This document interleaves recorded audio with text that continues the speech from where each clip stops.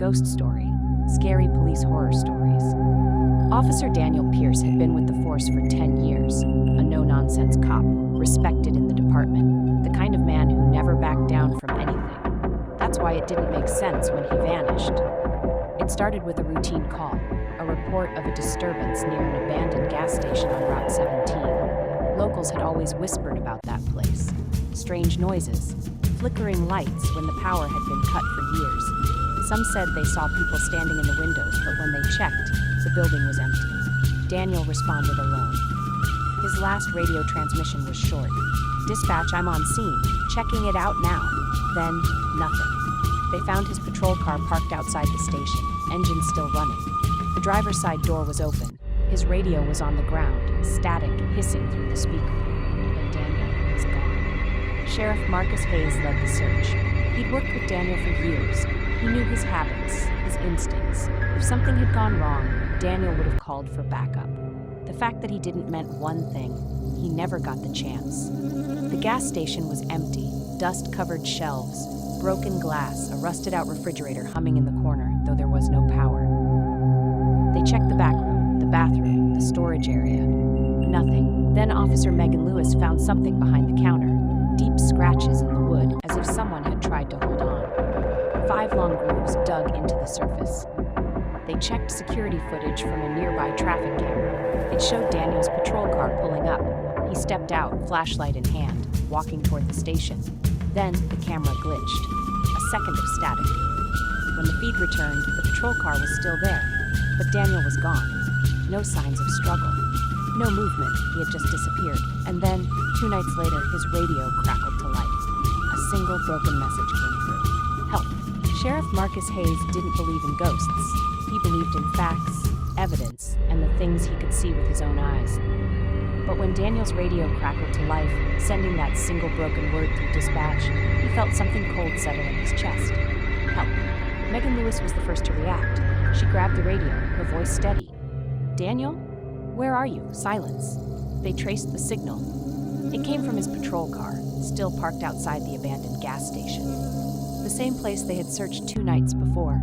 Marcus drove out there himself. The wind howled through the empty lot. The neon sign, long dead, creaked on its rusted hinges. He stepped toward the car, radio in hand. "Daniel?" Static. Then another sound. Faint, a breath too close to the receiver. Megan arrived moments later. They searched the area again, sweeping the gas station, the fields behind it, the cracked asphalt stretching out into the dark. No footprints, no movement.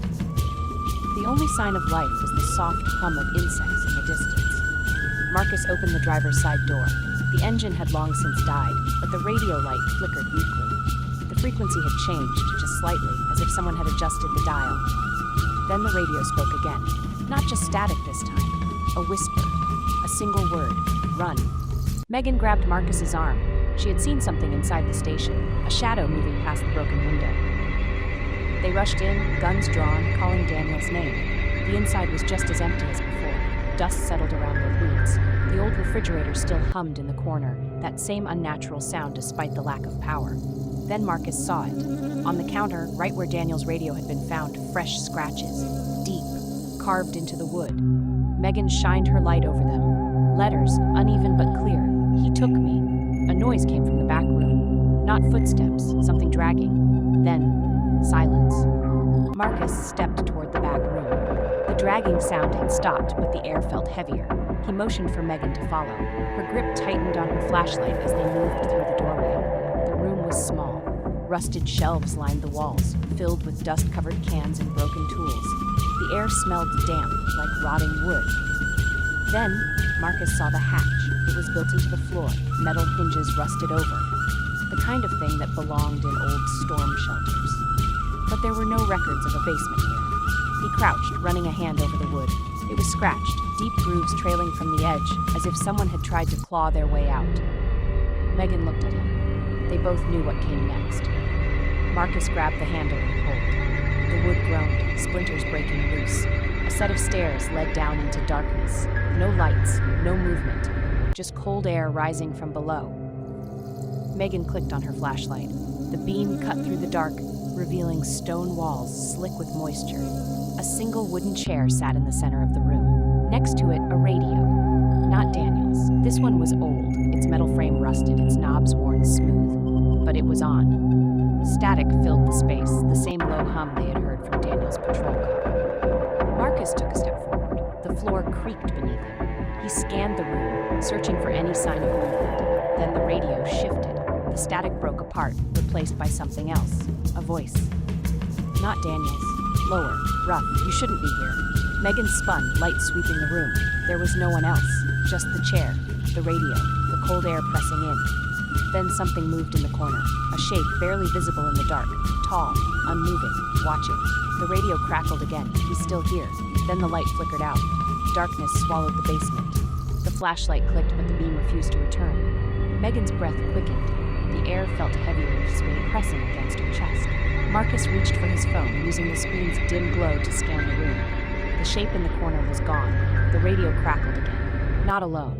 Megan grabbed his arm. They needed to move. She turned toward the stairs, but the hatch slammed shut above them. The echo filled the space.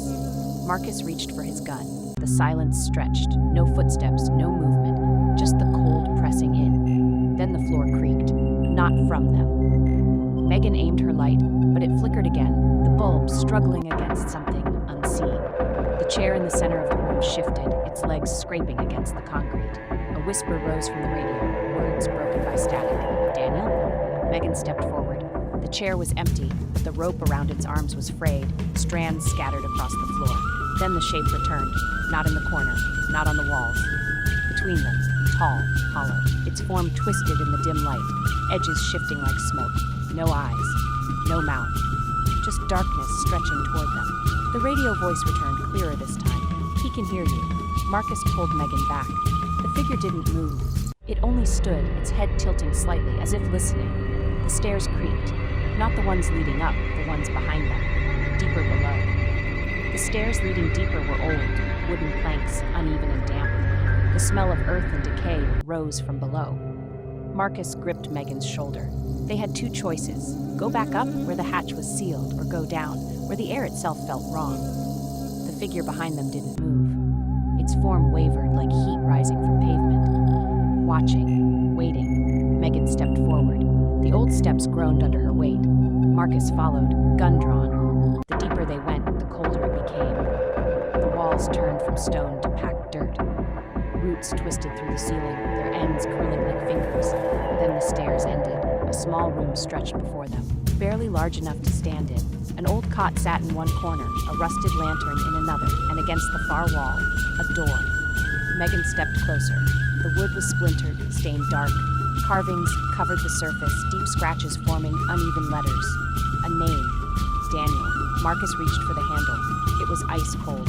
His breath came out in short, visible bursts. The radio crackled again, the same broken voice. Don't open it. Megan turned to Marcus, shaking her head, but he had already made his choice.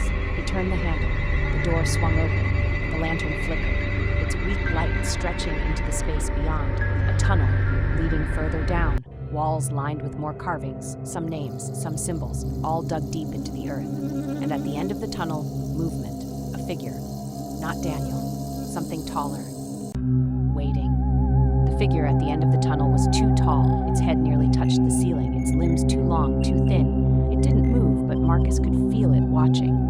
Megan tightened her grip on the flashlight. The beam flickered, barely cutting through the dark. The walls around them shifted. Not physically, but the air itself grew heavier, pressing in. The carvings in the dirt seemed deeper now, as if freshly cut. Marcus took a step forward. The tunnel felt wrong, like it had been waiting for them. The radio crackled. The voice was different this time. Closer. Help me. Megan turned to Marcus. She had heard it too, but the words hadn't come from the radio. They had come from the tunnel. Marcus raised his gun. The figure didn't react. It only stood, its arms hanging at its sides, its form blending into the dark. Megan whispered, "Daniel?" The figure moved, not fast. A slow, deliberate step forward. The sound of shifting dirt filled the space. Then the light from the lantern flickered. For a moment, just a moment, Marcus saw what was behind it. The tunnel didn't end where the figure stood. It kept going. A deeper space, a pit, and inside that pit, bodies. Some old, some new, some still moving. Megan pulled Marcus back. They had to go, now. The figure took another step. Then the radio spoke again. You shouldn't have come. Marcus pulled Megan back. The air thickened, pressing against them. The figure took another step, its face still hidden in shadow. The radio crackled. The voice was barely a whisper now. Run! The lantern's light flickered again, then died. The tunnel plunged into darkness. Megan grabbed Marcus's arm, dragging him toward the stairs. Behind them, the sound of shifting dirt grew louder, a low scraping like something pulling itself forward. They reached the stairs. Marcus shoved Megan up first. The hatch above was still sealed, but the basement door was open. Megan climbed, pushing against the wood. It didn't budge. Below, the figure reached the bottom step. The radio crackled one last time. It's too late. Then the ground beneath them shifted. The tunnel swallowed them whole.